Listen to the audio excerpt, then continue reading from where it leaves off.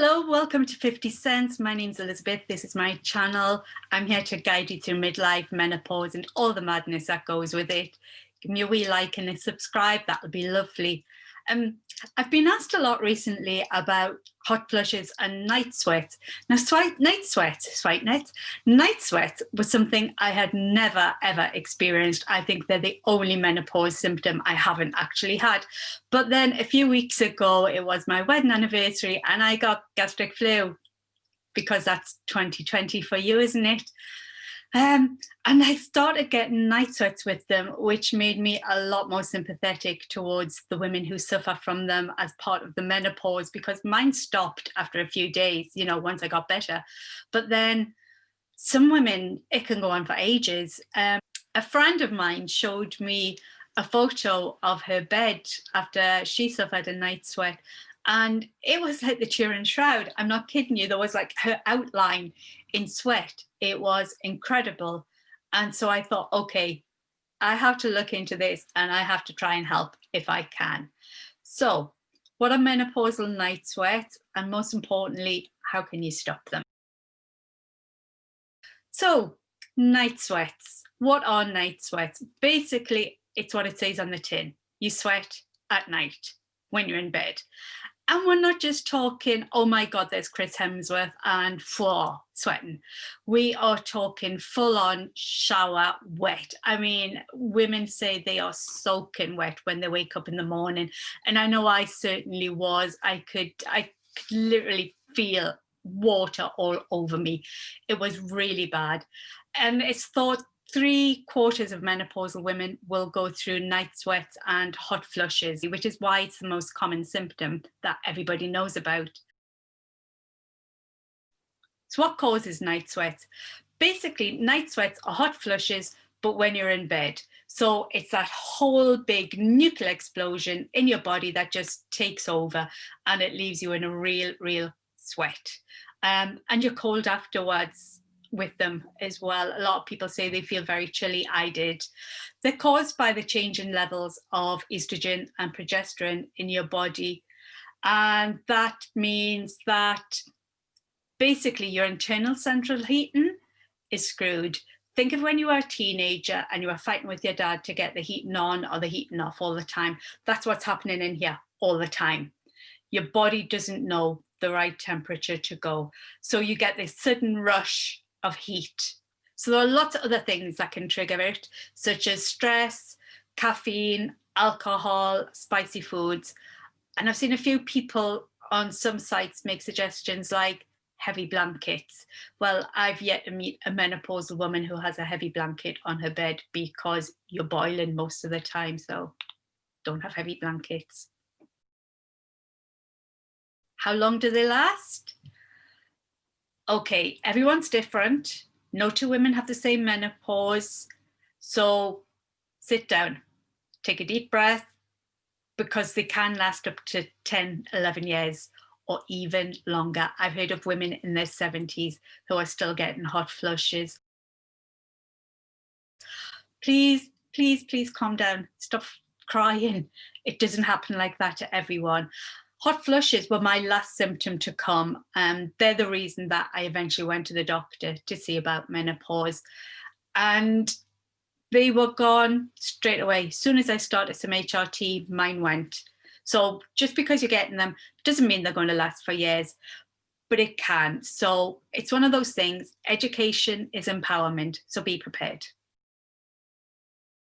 How to prevent night sweats? There's a few things you can do. First of all, keep a diary. Mark down the frequency of your night sweats and if there's anything that you think has made them worse. So keep a diary of what you eat. If you had more coffee or tea, that does include green tea, by the way. If you've had fizzy drinks, cola, for example. Mark down how you're feeling. Write down if you've exercised or not. Write down what you've eaten as well. See if there's anything that regularly pops up and could be a reason why you're more prone to night sweats at that time.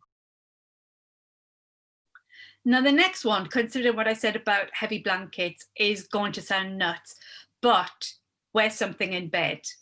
I know you're going to think it's better to strip off, but there are some brilliant, brilliant clothing products out there that can help you wick away the moisture, just like when you're in the gym and you exercise.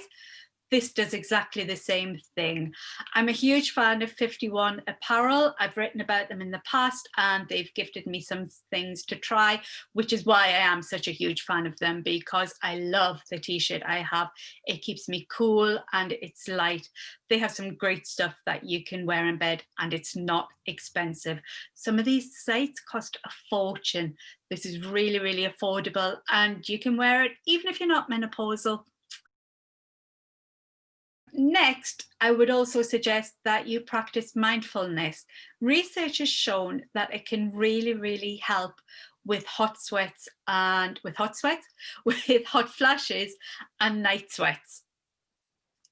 The idea is that your brain sort of calms down.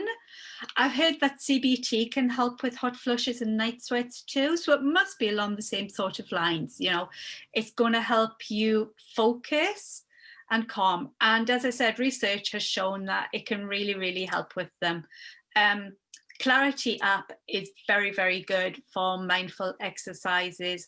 If, like me, it takes you a bit while to get into it.